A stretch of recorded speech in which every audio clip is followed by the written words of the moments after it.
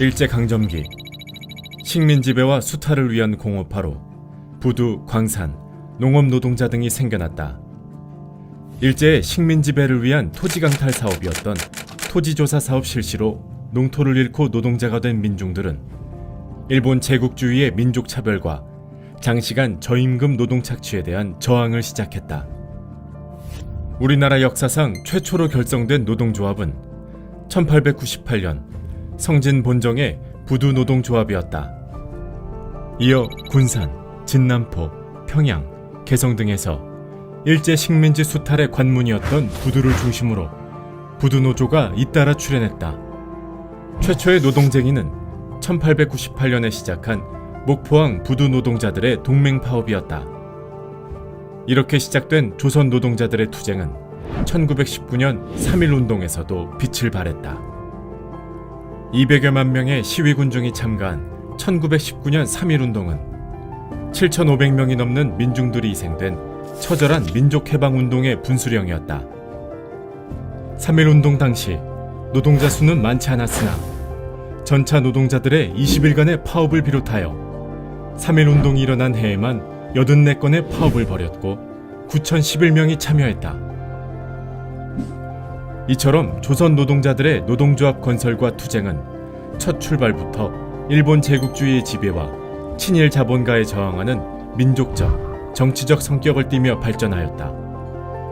1917년 러시아 사회주의 혁명의 승리와 이어진 3.1운동을 기회로 사회주의 사상이 보급되면서 민족해방운동에서 노동자의 역할은 더욱 커지게 되었다.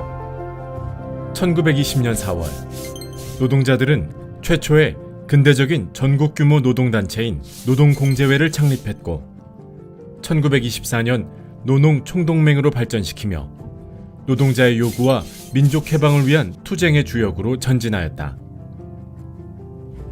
석유공장 일본인 감독의 조선인 노동자 구타 사건으로 시작된 원산 총파업은 일제강점기 노동운동사에서 큰 획을 그었다.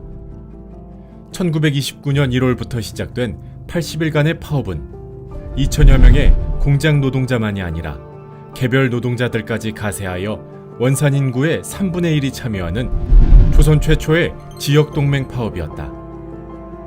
노동자들이 술과 담배를 끊어 매일 오전씩 파업 기금을 모으고 규찰대를 조직해 일제 경찰과 깡패 조직에 맞섰다.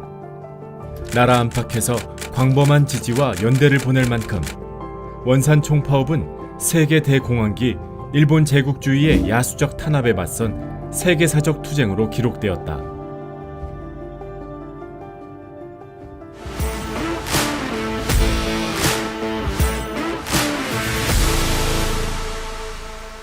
마침내 맞이한 해방. 이 땅의 노동계급은 세조국 건설에 나섰다. 노동자 민중의 자주적인 권력기관인 인민위원회를 만들고 일제 침략자들이 철수한 공장을 노동자가 접수하여 직접 운영하는 자주관리운동을 전개하였다. 그리고 노동자의 자주적인 전국적 단결체인 조선노동조합 전국평의회를 결성하였다.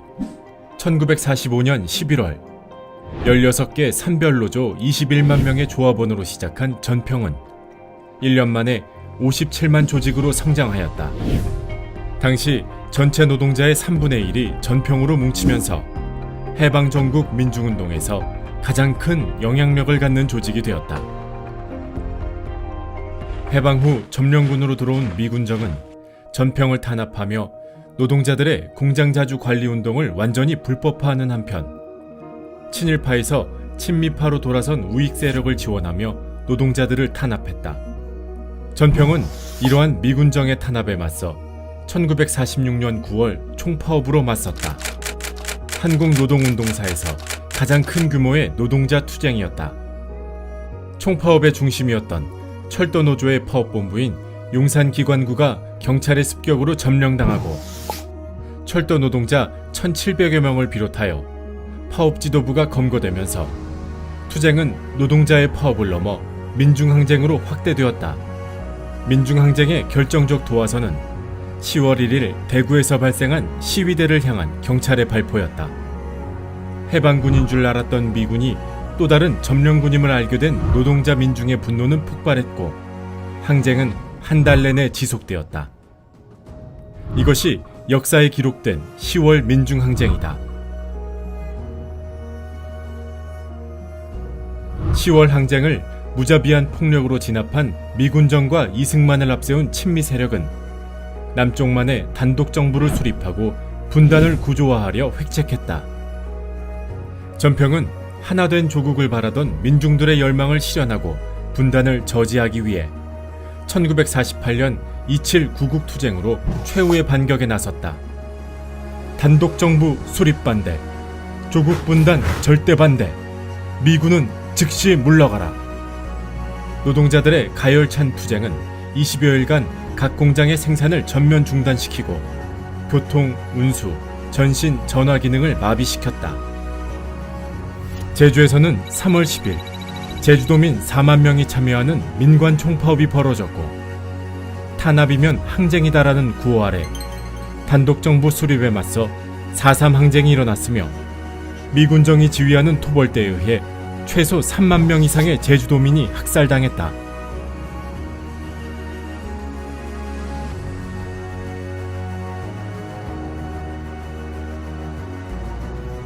해방공간에서 노동자들은 전평운동을 통해 노동자가 경제적, 정치적 위기 속에서 산업건설의 주체가 되어야 함을 자각했고 독립정부를 구성해 정치 권력을 쟁취하는 데 앞장섰다. 사회 변혁과 한반도 역사의 주역으로 노동자들이 등장한 것이다.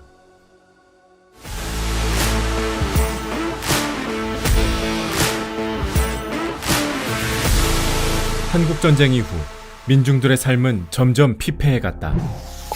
친일에서 친미로 탈바꿈한 자본가들은 미군정과 이승만 정권으로부터 공장을 불화받아 부를 축적하기 시작했고 정경유착을 통해 기형적인 재벌 중심의 자본주의를 형성했다. 미국의 원조 경제는 한국의 농업과 공업을 황폐화시키고 한국의 정치, 경제, 군사, 문화 등 모든 부분을 미국에 예속시켰다. 노동자들은 인간다운 삶과는 거리가 먼 비참한 생활을 해야만 했다.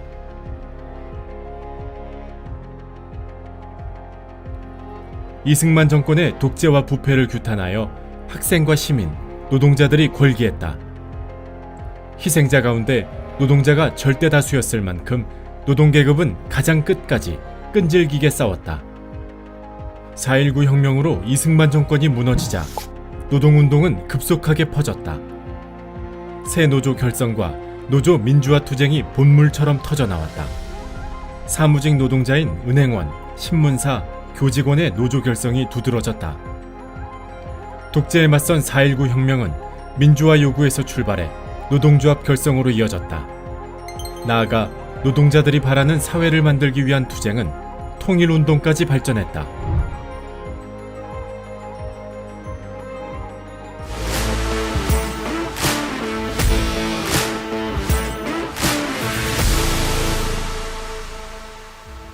박정희 정권은 반공을 국시로 노동자 민중의 사회변혁 열망을 짓눌렀다. 집회 시위는 물론 언론 출판의 자유도 박탈당했다. 국가 시책으로 사업장 반공 걸기대회가 개최되고 노동자들이 강제 동원되었다. 박정희 정권 18년은 민주주의가 압살되고 노동자 민중의 생존권이 땅에 묻힌 암흑과 같은 시대였다. 근로기준법을 준수하라. 우리는 기계가 아니다. 1970년 11월 13일 전태일은 인간다운 삶을 위한 가장 기본적인 권리를 위해 몸을 불살라야 했다.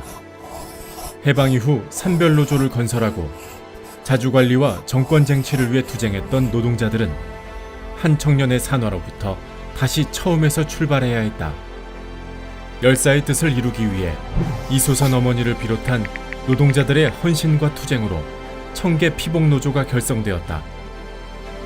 분단 예속 개발 독재의 그늘 아래서 노동자들은 동일방직노조, 원풍 모방노조 등 민주노조를 건설하고 끈질긴 투쟁을 이어갔다. 유신 말기 YH 여성노동자 200여 명이 일방적 폐업 공고에 맞서 신민당사 점거농성에 들어갔다. 박정희 정권은 공권력을 투입해 무자비하게 농성을 진압했고 김경숙 동지가 의문의 죽임을 당했다. 여성 노동자들의 신민당사 농성투쟁은 유신독재 정권을 무너뜨리는 결정적 역할을 했다. 1980년대 화려한 경제발전과 수출의 이면에는 군사독재와 가혹한 노동탄압이 있었다. 거의 초토화된 노동운동 역량은 3, 4년 만에 더욱 강력하게 성장하여 한국전쟁 이후 처음으로 연대 파업 투쟁을 전개했다. 1985년 구로 동맹 파업을 통해 노동자 계급은 정치 투쟁에 나서기 시작했다. 노동부 장관 퇴진, 노동 3권 보장 등 정치적 요구를 걸고 정권에 맞섰다. 같은 해 부평의 대우자동차에서는 해방 후 처음으로 대기업 노동자들의 파업이 벌어졌다. 총 8명의 노동자들이 구속된 대우자동차 파업으로 섬유산업이 중심이었던 노동운동은 대규모 중공업 분야로 확산되었다.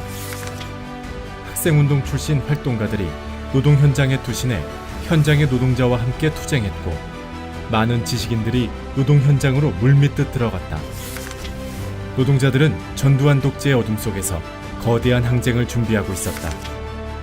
그것은 식민지 민족해방운동의 주역, 해방 후 미군정과 예속정권에 맞선 끈질긴 투쟁의 전통을 계승하고 새 역사를 써나가는 노동자들의 또 다른 거대한 투쟁을 예고하는 것이었다.